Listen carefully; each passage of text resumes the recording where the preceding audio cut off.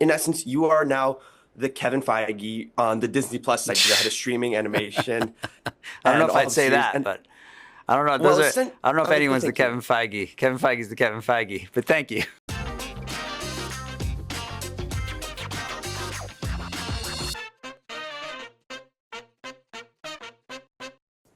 I just want to say before we start, I love the episodes. I've seen the first two. It's so great to be back in this universe. And as well, I just want to thank you for all of your contributions at Marvel Studios. Someone who grew up watching the MCU, it means a lot to be talking to you today.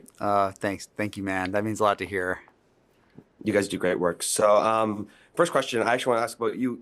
Basic in essence, you are now the Kevin Feige on the Disney Plus side. You're the head of streaming animation I don't know and if all I'd the say series. that, And but I don't know. well, listen, I don't know if I like to anyone's the thank you. Kevin Feige. Kevin Feige's the Kevin Feige, but thank you. Oh, oh, for sure. But on the streaming side, you're the head honcho now. And that's incredible.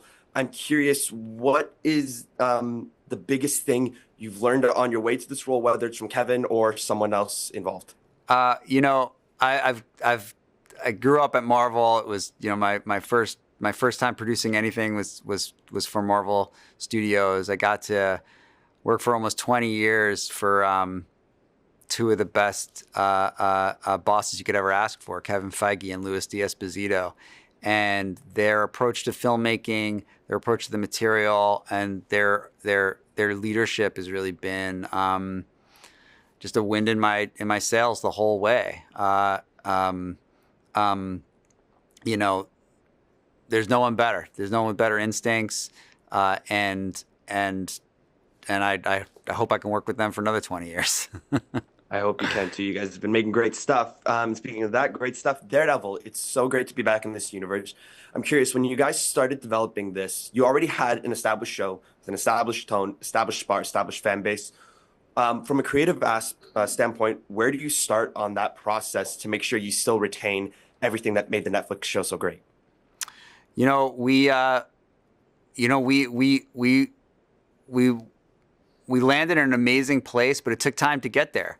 You know, we weren't sure how far we could push it, and as we pushed it farther, we realized there was no limit to us to how far we could go. And when Dario came aboard the project, he really helped us, ground it and push it to the absolute limit.